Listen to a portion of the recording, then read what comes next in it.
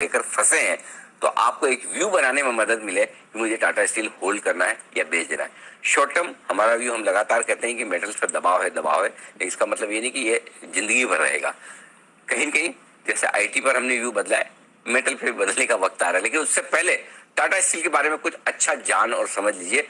आशीष हमारे साथ है तैयार बताने के लिए। आशीष बताइए। सर, ऑल टाइम हाई से स्टॉक हो गया 45% करेक्ट, और एक ही महीने में 21% की बड़ी गिरावट यहाँ पर रहेगी। एक ही लगातार यहाँ पर डाउन ट्रेंड देखने को मिल रहा है। पूरी रिपोर्ट में मैंने देखा कि क्या कारण ऐसा, कि जैसा कि हमने हाईलाइट भी किया था चैनल पर, कि ग्लोबल चिंताएं जो है, जिस प्रकार से एक रिसेशन की बातें की जा रही है, इसके चलते पूरे कमोडिटी पैक में बड़ी गिरावट देखने को मिली। उसके बाद हमने देखा कि स्टॉक में भी जो है बड़ा करेक्शन रहा है। लेकिन फिलहाल अगर आप देखें तो इंटरेस्टिंग बात इस रिपोर्ट के अंदर ये है कि अब इसके जो वैल्यूएशन है वो आपको हिस्टोरिक लोस पर नजर आएंगे। यानी फिलहाल प्राइस टू बुक अगर आप देखें तो 0.7 टाइम्स का है। और जो जेपी मॉर्गन की आज सुबह रिपोर्ट आई है, इसमें क्लियरली लिखा गया कि जितने भी ग्लोबल ऐसे सिचुएशंस रही हैं, ग्लोबल फाइनेंशियल क्राइसिस रहे, इसमें जो प्राइस टू बुक है कभी भी आधे टाइम से नीचे का नहीं गया। यानी अब वैल्यूएशन का जो कंफर्ट है वो जेपी मॉर्गन को देखने को मिल रहा है। 2009 का इन्होंने उदाहरण दिया, 2014 का दिया, और 2020 में भी जो पैंडेमिक आया था इसमें भी देखें तो प्राइस टू बुक आधे टाइम से कभी भी नीचे नहीं गया। इनफैक्ट जब भी इस स्तर के आसपास आता है तब स्टॉक में खरीदारी का भी रुझान आपको देखने को मिलता है।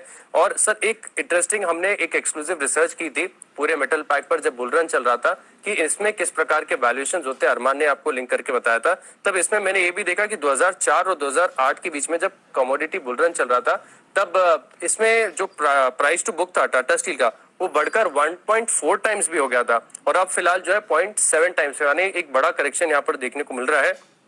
एक और चीज, कॉमन पॉइंट जो सभी ब्रोकरेज हाउस हाईलाइट कर रहे हैं कि टाटा स्टील की जो बैलेंस शीट है कभी भी इतनी मजबूत नहीं थी। पिछले 10 साल में देखें तो इतना बढ़िया डेट रिडक्शन इन्होंने किया है। FY22 में रिकॉर्ड 40,000 करोड़ का जो है मुनाफा दर्ज किया है, और इतने बड़े करेक्शन के बाद फिलहाल अगर आप देखें तो स्टॉक आपको 6% की डिविडेंड यील्ड भी दे रहा है। और सबसे बढ़िया बात यह है कि अगर आप इनके कर्ज में कटौती का ट्रेंड देखेंगे, यानी जो FY19 में 1 लाख करोड़ था, FY20 में बढ़कर 1,16,000 करोड़ हो गया। ये डेट लेवल्स में आपको बता रहा हूँ, नेट डेट देखेंगे तो और भी कम हो जाएगा। वो अब घटकर केवल 75,000 करोड़ हो गया। बहुत कंफर्टेबल है। जितने भी प्रीवियस कॉल में सब में यही कहा गया कि अब इनका डेट लेवल जो है काफी कॉन्फिडेंट है। इसके चलते अब गिरावट के बाद ब्रोकरेज हाउस ने टारगेट तो कट किए, लेकिन भरोसा सबका बना हुआ है। सिटी भी खरीदारी की राय दे रहे हैं, 1,085 रुपए का लक्ष्य दिया, नो डाउट 1800 से लक्ष्य को घटाया। और जेपी मॉर्गन की जो आज सुबह की रिपोर्ट है जहां पर ओवरवेट की रेटिंग को बरकरार रखा है इन्होंने, और जो लक्ष्य 1940 से घटाकर करीब 1400 रुपए कर दिया।